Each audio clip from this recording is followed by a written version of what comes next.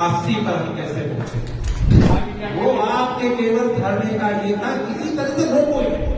अब आप धरना लगाओ, देखो आप भीड़ देखना। हाँ मैं मानता हूं आप आओ, आप सब लोग प्रबुद्ध वर्ग से आते हैं, मैं तो आपका भाई हूं, संघर्षरत हूं। बस यही सोचता हूं कि सबकी नौकरी हम एक दूसरे से सबकी जुड़ी। आजादी की भी लड़ाई लड़े, सब तो नहीं निकले ना, कुछ ही लोग निकले। कुछ मंगल पांडे भी करे, कुछ ने सीने पर भी गोलियां खाई, कुछ ने लाठी डंडे भी खाए, कुछ ने जेल भी किया। सब लोग तो जेल नहीं गए थे ना, लेकिन आजादी सबको मिली। तो वही आप लोग, आपकी तरफ लोगों की भिड़ा है। अब ऐसा क्या किया जाए कि जिससे हम लोगों के लिए जो 18 से, जैसे भैया ने बताया 58, तो 58 नहीं, मैं तो ये कह रहा हूं कि 18 से 80 पर हम कैसे पहुंचे। और ये कल्पना नहीं है, जो कल्पना करता है वही उसको साकार रूप भी दे सकता है। आपने कल्पना जितने भी धर्म से बोलना आप लोग कि जब धरना शुरू हुआ था उस समय कितना भीषण काल था। आज जनगणना चल रही है, उस समय समर कैंप था। अभी बार नहीं समर कैंप कुछ आई फेवरेट नहीं आई ना, अभी नहीं आई। वो आपके केवल धरने का ये था, किसी तरह से रोको ही नहीं कि किसी तरह से रोको। तो अब हमें इस पर विचार करना है कि हमने ये सब करना। अब हम क्या कर सकते हैं, सरकार के अनुरूप, अपने अनुरूप, अपनी संख्या के अनुरूप, अपने शिक्षा मित्रों की मानसिक स्थिति के अनुरूप आगे हम क्या करें। क्योंकि आप सब भी कहीं कहीं, जैसे एक बात आती है कि जिलाध्यक्ष, मंडल अध्यक्ष, ये वास्तव में बहुत ही जिन लोगों का मैंने चुनाव नहीं किया है, वास्तव में शिक्षा की देवी सरस्वती जी कहीं न कहीं बैठी है चैन में, उन लोगों के बहुत प्रभावशाली व्यक्ति हैं। लेकिन जिलाध्यक्ष की आप सब लोगों की बात कर रहा हूं, लेकिन इस चीज को जो शिक्षा मित्र है ना, वो आपको वो ताकत नहीं प्रदान कर पा रहे।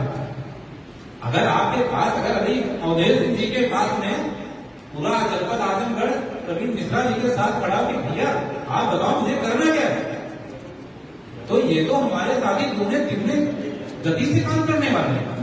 तो हमें इस पर काम करना पड़ेगा, क्योंकि हमने उनसे सीख ली।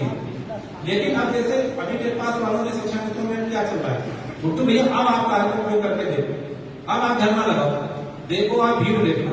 हाँ मैं मानता हूं आप आओ, मुझे पता है, क्योंकि अब आपको सारी चीजें स्पष्ट दिख रही है कि जो आपको गोली दे रहे थे, जो आपको गोला दे रहे थे, कहां कैसे क्या, आपको खुद नहीं पता था कि हम क्या करते हैं। एक और बात, मामले की भी बात, योगी जी संत हैं, वो दयालु हो सकते हैं, उन्होंने दया हम पर दिखाई, हमारा मानदेय 18,000। लेकिन मैं उसी बात पे आ रहा हूं, संत हैं, उन्होंने दया दिखाई, हमारा मानदेय 18,000 हो गया, ये बात कहीं कहीं में मान रहा हूं। लेकिन जिस सशक्त उत्तर प्रदेश के एक सशक्त मुख्यमंत्री हैं, क्या उन्होंने टेट पास शिक्षा मित्रों के साथ न्याय किया है? आप लोग एक स्वर में बताइए, हमारी लड़ाई कहां थी? हम न्यूनतम मजदूरी को टारगेट कर रहे थे, न्यूनतम मजदूरी 26,910 रुपए। अभी 2-3 दिन पहले योगी जी ने अपने मान निर्धारित कर दिया। एक देश, हम तो मोदी जी के ऊपर चलने वाले हैं। मोदी जी ने 26,910 रुपया एक कुशल मजदूर का, 24,000 जो सबसे नीचे का है, और हमारा कितना है?